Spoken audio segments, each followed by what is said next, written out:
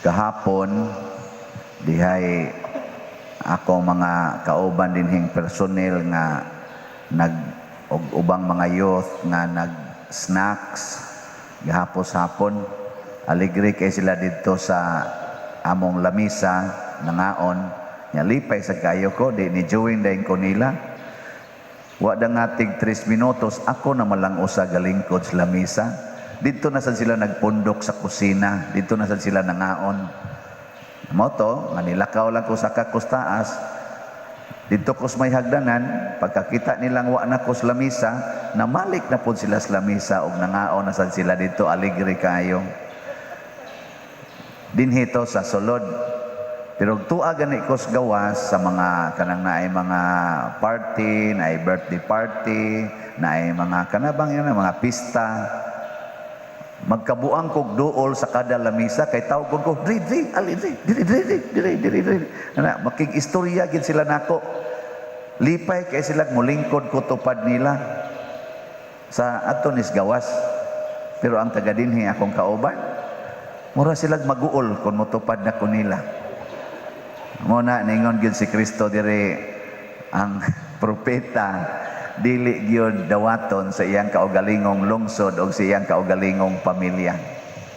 Agani sa akong mga igsoon ni ama gini din akong duha ka igsoong laki kaning paralyzed o pa ni uli kadir o kani akong manghod hasta nang akong mga pagumangkon.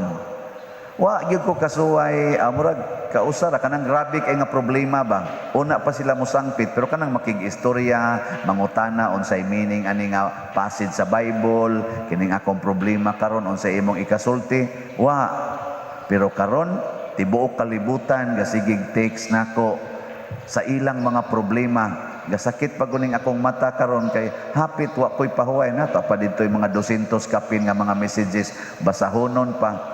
Kasagaran mangutana unsay akong ikatambag silang problema, pero sa akong kaugalingong pamilya ni 17 na lang ko katuig hapit sa pagkapari, murag wa ko kahinomdom nga niabot og 5 kahigayon nga nangutana sila unsay akong ikasulti sa ilang kinabuhi. Kana hinong pagpangayog kwarta, sige gina nakay kwarta pader, nakay kwarta ang kolekta ra gyud nga akong nakuha mao ra gyud ilang pangayoon. Pero ang akong nakuha gikan sa akong pagkapari sa moral, spiritual o sa akong pastoral nga mga kuan, nga mga grasya, wa gyud sila mangayo. Kinsa may nangayo? Ang tagalain nga mga lugar. Angay ba kong masubo ani? Angay kong masubo. Angay sa doy. Kamono ingon-ingon sa mong dili angay. Angay. Pero mao ni ang kasakit sa usa ka propeta. Si Kristo ay giguroy naman hinuon siya sa iyang mga katagilungsod. Ihug naman siya dito sa pangpang hinuon sa luyos ilang lungsod. Tungod las iyang gisulti nga kamatuoran, wa sila kauyon. Kani dinhi moabot yung panahon na kining mga taga-parokya din ang maginiganahan maminaw nako. Ambot ka mo dinhi sigig simbang, ganahan pa ba mong maminaw? Sige na wala mong duka-duka na sa nanasan, sogo na sa nanasan. Oo na siya. Bulahan katong maminaw, no? Bulahan. Kaya hasta ganing Ginoo pag-aris kalibutan, wa siya dawata sa iyang mga parinti o sa iyang mga silingan. Kalagutan pa. Diri sa unang pagbasa, naglagot sad si Eliseo. Kato sang iya murabag superiority ba? Si Eliseo sinaaman katong taga Syria nga pangulos mga sundalo nga naay sanla. Pag-ingon ni Eliseo nga hala tuslo dito sa suba sa Jordan. Nya kabatian ang suba sa Jordan. Kadaghang nindot ditong suba sa among lugar, anha jud ko motuslod. Nanong di naman lang kumutuslo dito sa amo. Ato lang kumligo. Ana siya ba? Pero tungod kay gitambagan siya sa iyang mga kauban nga, sir, niya naman kita dinhi, purti mang layuas atong gibaktas.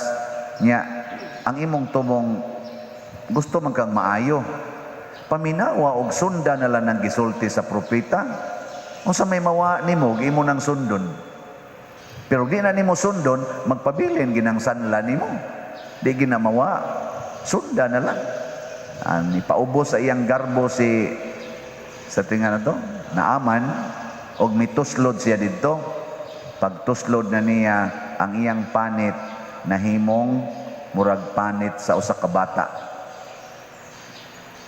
Ang mapaubsanon, makadawat gyud sa grasyas Ginoo. Kana bang magtan-aw ka sa imong isig katao nga agianan sa grasyas Ginoo? Dili kay mangita jud kag espesyal. Kana bang dili ta motugot nga ang atong familiarity breeds contempt. Naaman ay ko naaman ay kanang saying sana, familiarity breeds contempt. Unsa may binisaya na? Wa mo kibaw?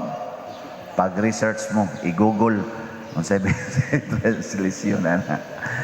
Ang kana ko nung pagkaila nato kaayo sa tao, maghatag na hinuon og unsa man? Contempt ba? Muhatag og kalagot or kaning pagtamay. Panalitan, mahibaw mo ron ako o musigin ako, pahibaw ninyo ba niya, makaila na gyud mo nako nga kusog sa day ko mga saba, niya tapulanon sa day ko, daghan sa day kong sayop, niya hugawan sa day ko, niya magwali din ko diri, naong ba nimo, may magwa ko kahibaw. Nga doon na sa day ko bisita-bisitahon dito, nga iring-iring, o niya, kana ganing mainsultuhan sa tika, mabalibaran sa tika, mo mana familiarity mana sa kanibang ato bang batasan ba nya ug ma-familiar na kay igsunod nimong simba nga ako'y magmisa, labi nahibaw ka nga ang imong pag-umangkon ako sa denggi uyab-uyab na ba nahibaw na kay kaana ba ako mga kahuyangan igsimba nimo nya ako'y magmisa, mukuan pa ka, mutahod pa ka nako, oy tubag. Oy, moingon ako, naong baya, gamisa baya, sige lumlum sa kong pag-umangkon dito. Kasala mo sa napader, mau lagi na. Pero ang makasasala, dili ba mahimong agianan sa mensahe sa Ginoo aron mausab ang imong kinaiya? Dili ba pwede? Pwede, dili? Pwede. Pero ang imong personal nga kinaiya nga nagsalikway ani niya, mautoy babag, gitawag na nato og pride, garbo. Yang kanang familiarity, mahug na taggarbuhon. Una-una katong bag-o pa kang minyo. Katong uyab pa mo sa imong bana or sa imong asawa. Na di pa jud kay mo familiar sa usag-usa. Di ba? Excited kay kang makakita. Tinoo dili. Sa nakaagig uyab, naman si uban na minyo nga wa mo agig uyab.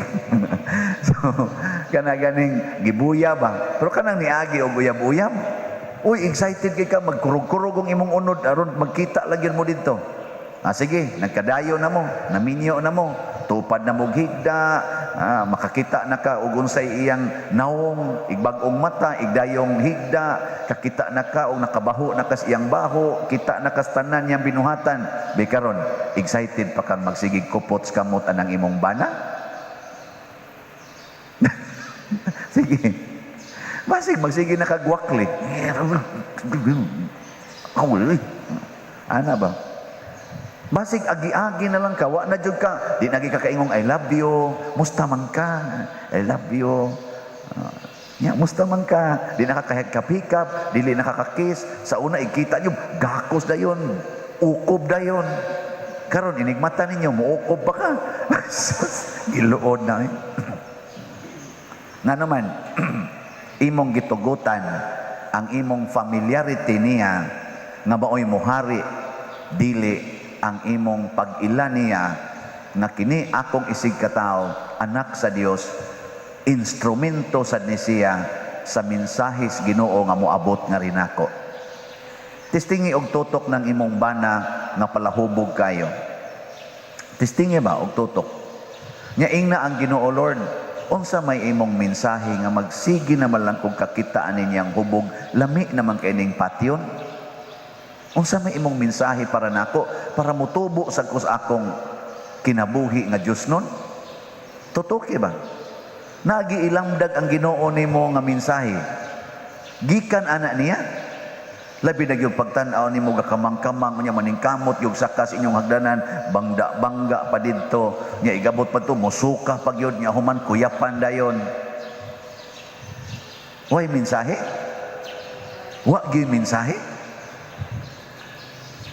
Siya ang imo yaw-yaw kamo sige inom bilistihan mo adimala mo sige mo way biya ng tiwasan may ramdaman matay na lang ka dito maura gid na mensahe ka ana yawan-on ra gid ang mensahe ana niya ha og imo ginang paladman makaingon gyud ka Ginoo klaro kay nako sa iyang gibuhat nga sa kasakit og sa kalipay mag-inunungay gid mi.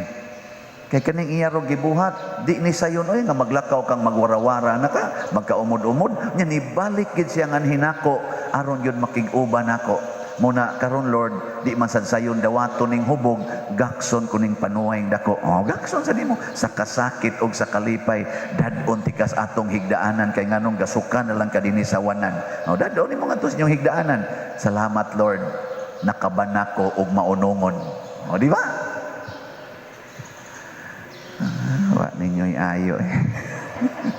Sige, manindog na ta.